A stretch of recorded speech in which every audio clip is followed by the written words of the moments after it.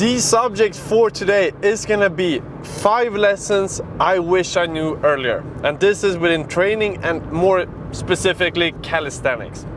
So starting off with the first one will be, just because you change your focus towards something else doesn't mean you're gonna lose the progress you have already accomplished. And one common example, and one that was really just revealing, or it made it super clear for me personally as well, was when I quit training freestyle and focused more on statics. I was pretty sure I was gonna lose everything, all the flows, but then I didn't do freestyle for a few months, like a solid period, touched the bars and it still felt like home. I of course didn't do the craziest skills, but they were never super solid. But all the double 360s, the gangers, the alley-oops, it just really felt like it always had felt. And the same applied when I switched my training back in days. I got a small injury before I started vlogs. I started training only planche for a while because I didn't do front lever for a little while. And during that time, just because I still activated my body, I was still eating well, I was still sleeping, I was still just growing as a person, but also within the gym for planche training, I was really getting progress there. When I then started training front lever, it wasn't like I had lost everything. I was almost stronger than when I left off because I was still training. And have this in mind, if you're switching up your training or you feel like you want to move on, maybe you've done your basics and you're moving on to some skills, just because you're doing that doesn't mean your level is just gonna get out of there because you switch your focus. So have that in mind. You can switch and still at least keep the same level and sometimes even grow without putting too much focus in this specific area. So that's the first lesson. Then the other lesson, which is a really common quote, might be a bit cringe when I say it, but less is more. And that is extremely true, because overtraining, which is a common example when you just train too much, you train above the level that your body is able to recover. In between sessions, most of the time, or you're not incorporating deload weeks, so maybe overtraining doesn't occur like after just 1 week, but all of these weeks just tear your body a bit too much for it to recover for the next one. So over a period of time, it's gonna get really harsh. And it is hard to notice, but therefore also less is a lot of times more. There's been scenarios where I felt like I just can't get all my workouts in. I will train the ones I have, and then the outcome from that week, or sometimes even longer periods, I even got stronger than I did before, even though I didn't fully follow my schedule, which might have been a sign at that moment that I was training a bit too hard. And have that in mind. Not a lot of training is required for you to get results. And when you get really hyped about training, don't always have the mindset that the more I put in, the better it's gonna be. Sometimes it's just the more you think, and if you put the focus in at least relatively the right things, you're gonna get progress. So just because you don't train 6 times per week doesn't mean you're gonna progress. But if you do train like 3-4 times per week, if you do it pretty right, that is more than enough. Really individual though, but trust me, it's a good estimate of how many times you do need to just get insane results as well. The third lesson, this one might be a bit hard to implement, but you can ask anyone for this one that you do, or someone at least that follows your training journey. And this is when it comes to scheduling and pushing your limits. Because if you're training alone, it's super easy to be in a comfort zone. And something I learned over the years is that one thing I appreciate so much is having someone that tells me I can do more. Because mentally it's hard for us as human beings to tell ourselves that. It requires insane level of mentality, which very few individuals have. And even if you have it from time to time, it's not always going to be there. So a super life hack is to either have a coach that tells you that you can do more, it pushes your limit, have a friend that tells you you can do more, or just have someone that's following your training, knows how you train, and tells you like, bro, you've been doing this same weight for now the past 3 weeks. You should bump it up. I know you can do it. And these small tweaks that just, it's hard for us sometimes to realize because we get comfortable in what we do. But it's super important for us to constantly progress. And definitely life hack. So have a third party watch your training, watch what you do, and telling you can do more. Or maybe tell you to do less if you're just training like a maniac and don't get enough recovery. That might also be a case. Then the next one, which is a bit abstract as well, and it's also a discussion I had today with a friend, and that's when it comes to time management or time schedule. I'm not into religion, but one thing I really find fascinating is life. It's lifespan. It's what happens after we leave this place and those things. And one thought of mine that I had in the past was, why haven't we evolved to live longer? Why isn't there besides the biological facts and the fact that the chance for example, cancer and the creation of bad cells just gets higher and higher with time, like you can't live forever. Like some mutation with our cells will occur. But why haven't the evolution taken away that for some reason? The natural evolution, like haven't there ever been a species that just have the mutation that this doesn't occur? Now, I'm not super into this subject as well, but one thing when it comes to mentally looking at it is that, let's say you could live forever. What would be the reason for you to even try something today, to even get stuff done? If you just know that you have all the time in the world, why would you even do anything? And when I started to see sort of life in that way, that also meant that everything I do, the more of a time schedule I have, the more clear it is for me that at this moment of time I want to get this done. Everything just became way more relevant and way more of a motivating factor to actually pursue something. So if I just see my training, when we're catching up back to the subject now, if I just see my training as something I do, it's like, yeah, there might not be a reason for me to actually push my limit today, or there might not be a reason for me to actually contact someone, ask them about what's the best way for me to pursue planche. I do want to learn planche, but then again, like I have a lot of years on me, it's not really that much of stress. If that's the way you see it, it's really hard to get stuff done. So one thing, a major tip, is to make it clear when you want to reach something. You put a schedule, like estimately how am I going to reach it, but the main thing is that it's actually on a time schedule. So you know that if I'm lacking this week, I'm not training, this might mean that I am not going to reach my goal in time. And all of a sudden you have this strict schedule and also mindset that you know that if I'm training or whatever I'm doing today is because I want to be in this position in this amount of weeks. And that is super important because it makes it clear. Otherwise, we're just living life without really knowing why would we even do something today. There's no purpose. But having a strict time, knowing that you don't have forever, it makes it clear that if you want to reach it, you better get started. So that's a major tip, a bit more conspiracy around it, but I also like to think about those things. And since we were on the subject of talking about sort of how our bodies actually work, laziness is just something that is imprinted from us. Like we like when things are just super convenient.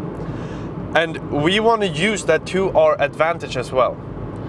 Because a bit back to the subject of also just mental strength, it's something that few individuals build up over time. They get super strong mentally, but at the end of the day, always being mentally strong throughout all scenarios, that is not a life hack, because that is draining you. Being mentally strong means that you can push through these different barriers which you are going to reach within training, within life, all of these areas. But then it also means that once you have pushed through these ones, you then build up a lifestyle or routine-based lifestyle around that doesn't require you to always be mentally strong. You make sort of a bulletproof routine that will guarantee success if you stick to it. But for you to be able to do that, there are going to be a few barriers where mental strength is needed. And bringing this back to my last point, the advice I want to give you is make fitness, make training, make it seamlessly fit into your life.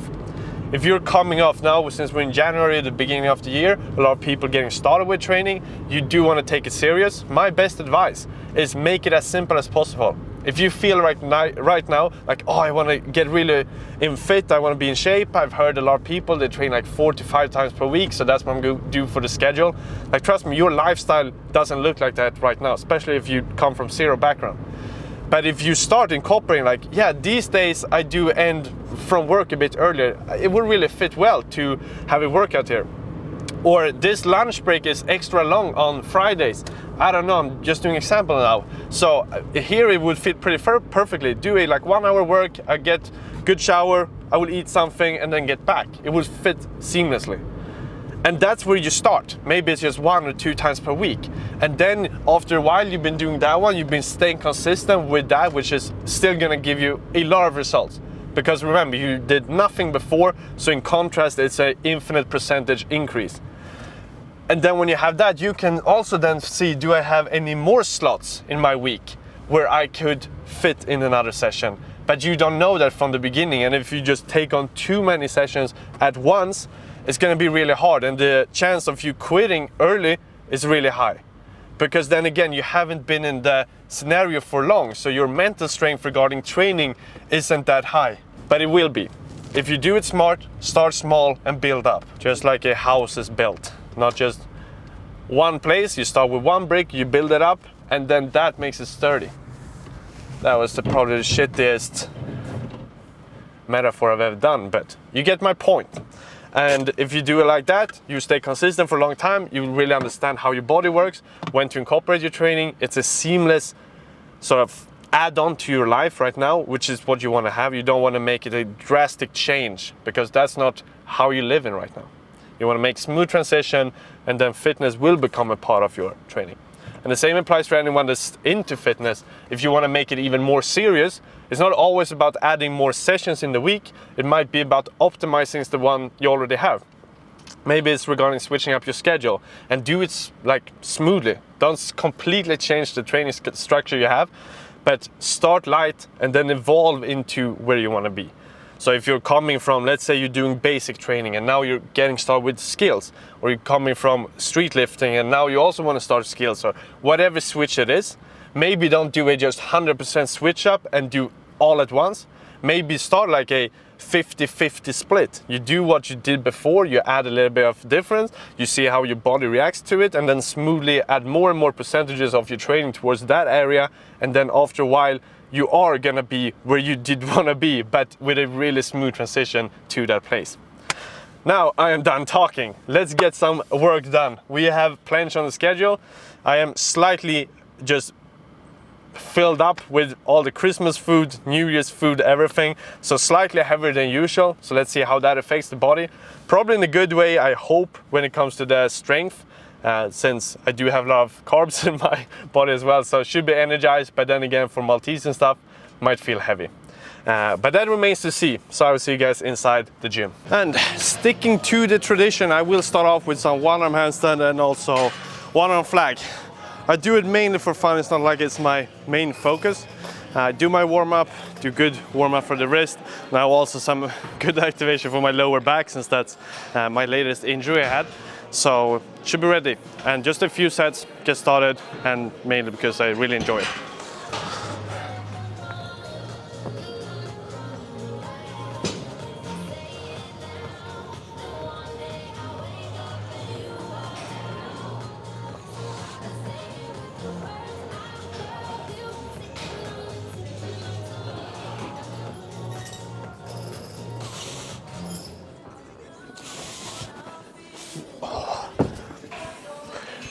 Sloppy on the one-arm flag, but one-arm handstand pretty decent. It's also one of these skills, the more you do it, so the more movement you have before you actually fail. So even though I drop it pretty far, sometimes towards the flag, I can push it back, but not the cleanest of form. Would of course prefer to be pretty stable, but slow and steady. Let's do like 1 or 2 more sets at least. And the lower back feels good, balance pretty on point, strength pretty high up, to be honest. This time we'll give it a try for the full one-arm handstand, slightly less control in it, and not something I've done that many times either. I always did straddle, and that's what I taught the best, but the full one I do think look cleaner, especially in combination with one-arm flag. Both of them just legs together, smooth transition. pretty epic on the scale of epicness, if that's something you say.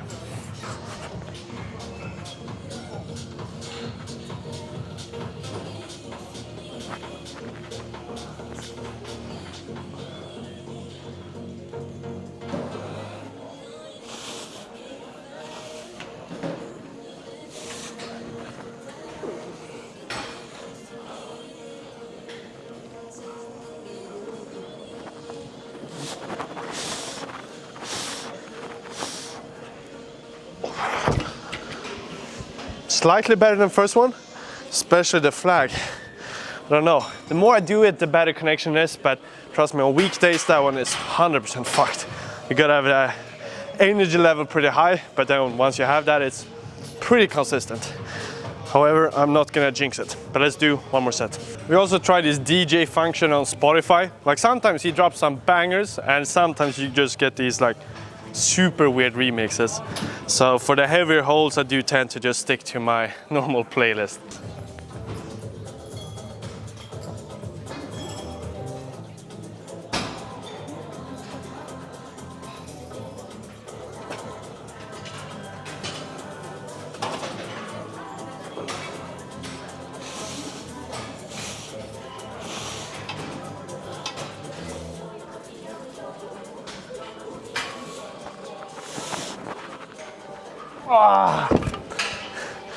As soon as I fall forward, that one is when I can't save it. Like you start to enter the one-arm planche, pretty fucked.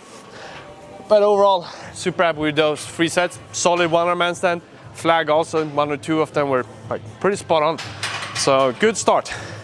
And it's also a distraction for me to just delay the Maltese session because that one I know is gonna be hard. But that one is up next. My time is here. Let's see how I perform in the Maltese. And the reason is because since I'm slightly heavier now after just Christmas, everything, that might affect it. But at the same time, I've also decreased intensity slightly now over Christmas. And that might also mean I'm more recovered. And that in the end might mean that I get a better session or better holds. Because I do feel really fresh in the body. And I hopefully that is gonna reflect in the outcome of my hold as well.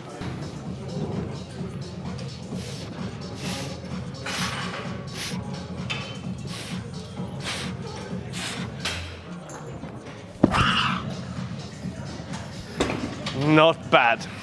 That is freaking good. No pain.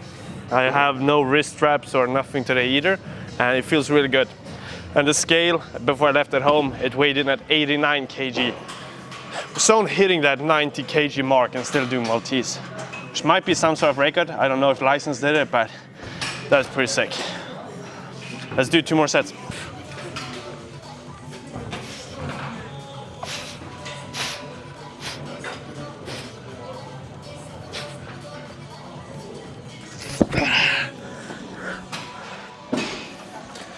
Might need slightly more rest for the last set because that was heavy. In the first place, I do feel the fatigue in sort of the pressing with the shoulders.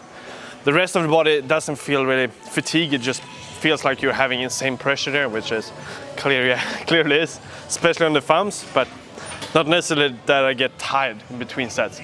But this movement, that one I do feel fatigue and why I need slightly longer rest. So let's get it like 45 minutes. And then do the last one. Last set, third one, and I did actually get a bit more rest. Crazy, like some days there's a few people coming up to me, but today was just insane. A lot of people in the gym recognize me from the training. It's really funny. And I also noticed that everyone just starts talking English with me, even though I'm from Sweden. But since all content I've ever done is just in only English, even though it's the most Swedish typical person you can see come up to me, they start talking English. I of course understand they are from Sweden. So surprising them with talking Swedish, but it's pretty fun. And I do love seeing the sport just evolve. Like these people today, they know me from my training, but sometimes especially from weighted dips, there's a lot of people that doesn't know me as a training athlete or as a profile, but just really fascinated by calisthenics. And in my opinion, it's almost the same thing. Like I just love motivating people to start Cali. Because for me, that's really life-changing, and it's also now really one of my major purposes to my training. It kept me insanely consistent.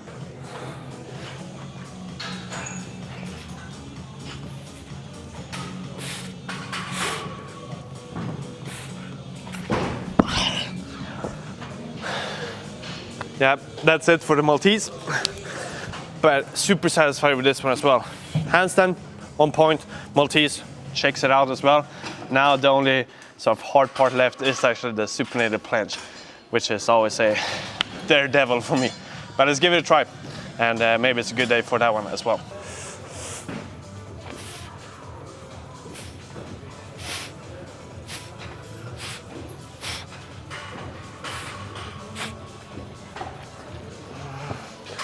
Not bad. Thinking though, let's keep up with the supersets.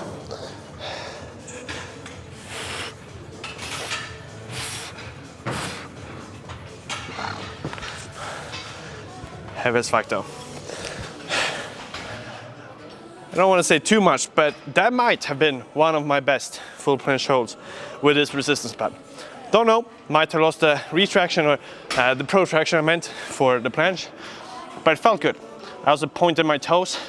One of my most sort of comments over the 2024. It's like, try pointing your toes. And yeah, let's give it a try. Looks a bit more like gymnastics, which in my opinion, like, it's clean, but I think having the feet not pointed looks better. Like, I like that type of style, but it's personal. However, if my hold is better due to the pointed toes, it's definitely something I will incorporate. So let's try it from now on. All right, I had a look and that was freaking good. Maybe not my ever best hold in supinated, but definitely one of the better ones. Clean form, good protraction for pretty significant percentage of the actual hold. Then towards the end I did drop it a little bit, but really good overall. So let's keep it up. And if anyone says it's because of the pointed toes, I will do a hate comment back. Jokes aside. Maybe it was because of the pointed toes, I don't know. But we're gonna continue because clearly it did give some results in combination with me having good energy today.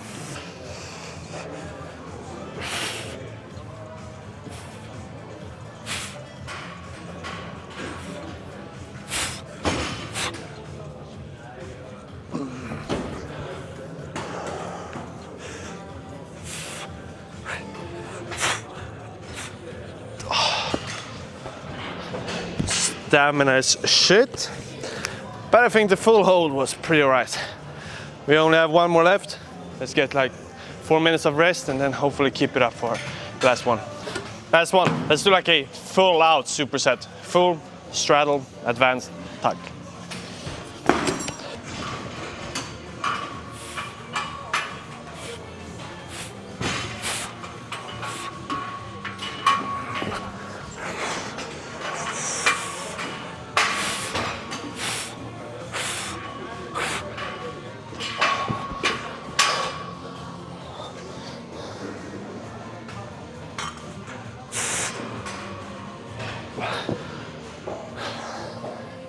Crazy how heavy it is.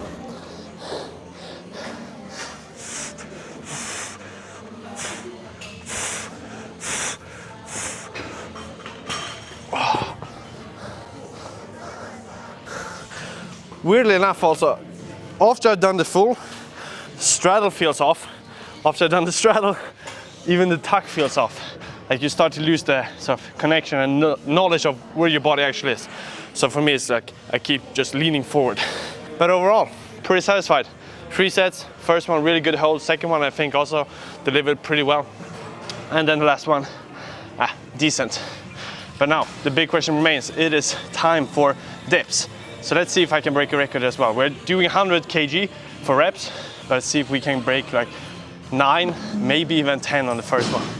That would be pretty awesome. 100 kg on the dip vault. Let's see what my body can pull off.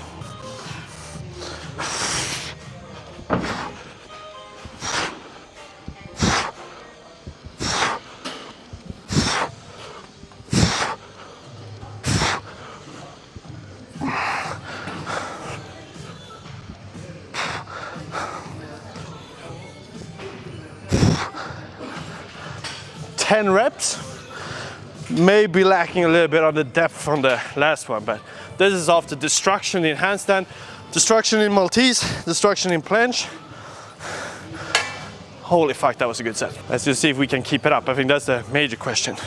Good amount of rest in between. This was pretty close to failure. Might have pushed it one more, but really close to failure. So 4 to 5 minutes once again.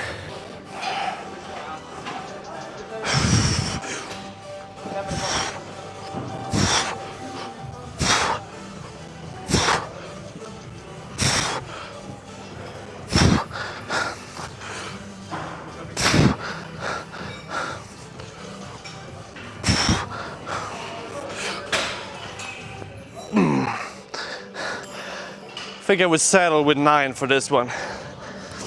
One thing I also learned from back to the beginning of the video is that one lesson is that when you have really good sessions, you tend to push your limit a bit too much, which is what I probably would do right now if I didn't stop. So sometimes when I have really good energy, just train way too much over the capacity, like more than progressive overload. And then it fucks me up for like 2 or 3 days. And then the overall progress I get is less than if I would just stick to the schedule. So 10 reps for the first one, good for my self-awareness. But then 9 I think is gonna be more realistic for this one and also the third set, hopefully. Also grateful for 8 reps if I can pull that one off.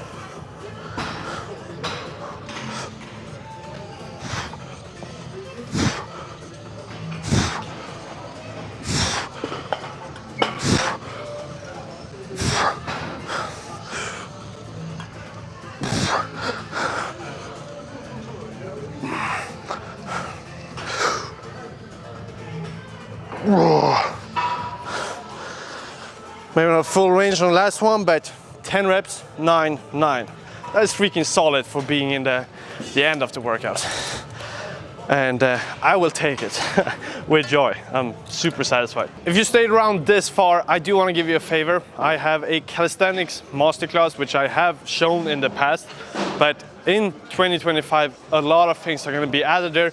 A lot of stuff in the free community and then also later in my paid as well. Things in both are getting added and the link is going to be up here to the free one. So join there so you don't miss out. And I do really put a lot of value there to help all of you guys that are in there to succeed in calisthenics as well. Both skills, but also some weighted stuff, reps, and so on. So definitely check it out if you do want to take calisthenics serious this year. And then to wrap this session up, it was a really good one. I think the car talk was really nice today as well. Good energy. The session overall really hyped as well. My performance, good. Everything really just checked it off. So I truly enjoyed today's workout.